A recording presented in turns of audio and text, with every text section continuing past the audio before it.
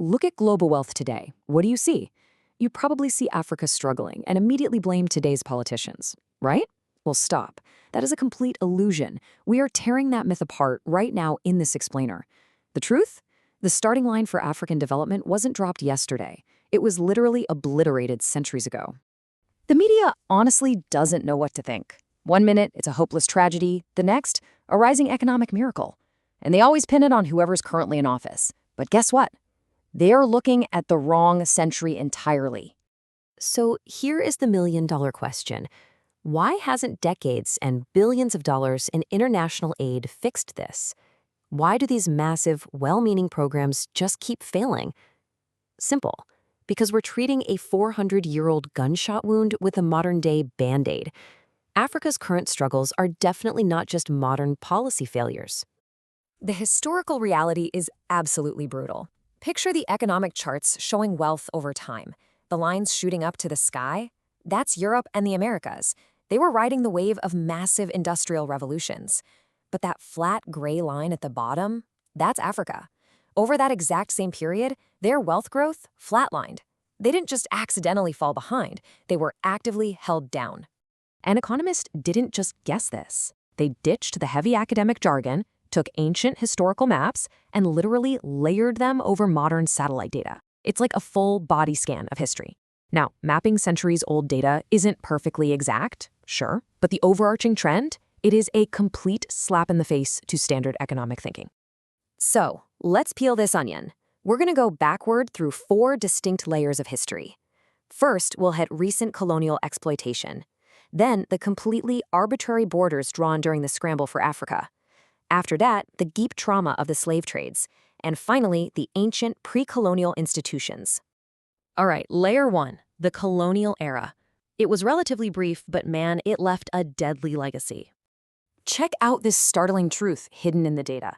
If you look at where Christian missions, especially Protestant ones, were placed 100 years ago, it directly correlates with higher literacy and female education rates today. A literal seed planted a century ago is dictating who gets to read right now. Wild, right? But wait, it gets darker. The colonial era was ruthlessly extractive. Some areas got missions, sure, but others got brutal rubber and resource concessions. And if you look at regions located just inside the historical borders of those concessions, they show remarkably lower health, wealth, and education today compared to towns sitting right outside those invisible lines. Geography is quite literally destiny. Moving to layer 2, the scramble for Africa, where artificial borders were drawn with literal rulers, completely ignoring reality. Think about how Africa functioned before colonization. You had over 800 traditional ethnic homelands. These were organic, functional boundaries, a natural, living map built on hundreds of years of actual lived history. Then, colonial powers stepped in. They took out their maps and drew completely arbitrary, straight lines. The result was a violently altered reality. Unified ethnic groups were mercilessly split right down the middle.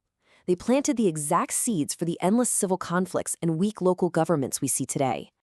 And the staggering result of that lazy map-making? 30%.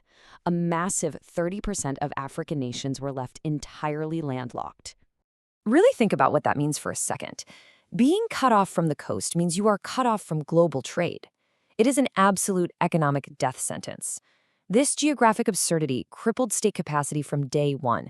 It locked massive populations out of the international market before they even had a chance to tie their shoes. Which brings us to layer 3, the slave trades. Centuries of unimaginable trauma. When you map out the zones of the most extreme human extraction, the reality sets in. Millions of people just stolen. And this didn't just lower the population count, it fundamentally shattered the social fabric. It ingrained a deeply rooted culture of survival and altered the trajectory of the entire continent forever. The modern consequences of this are terrifyingly clear.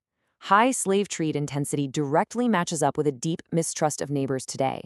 It caused demographic shocks that completely distorted gender roles, and economically, the data shows significantly lower modern GDP. The descendants of those heavily rated areas are literally poorer today. The past is still bleeding.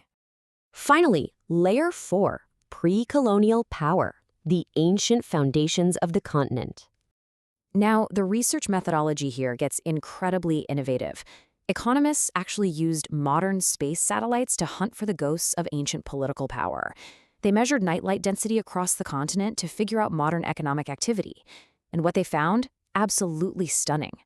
Get this, regions that historically organized into large centralized states way before colonization, they shine the absolute brightest at night today. They maintain vastly superior infrastructure and economic activity compared to historically fragmented areas. The ancient past is literally glowing in the dark right now. So treating Africa's challenges as just some modern economic puzzle, it completely ignores this massive foundational damage. Modern poverty isn't just a recent policy failure. Inequality is hard-coded into the geography. Centuries of trauma are actively dictating the current data. The past is not dead, folks. It is actively, aggressively shaping the present. All of this leaves us with a really provocative reality. If history's scars are still actively bleeding, can blind modern economic prescriptions truly save Africa? Look, without acknowledging these deep historical ghosts, every single dollar of modern aid is just building a house on sand. Think about that the next time you see a headline about global development. Thanks for diving into this explainer with me.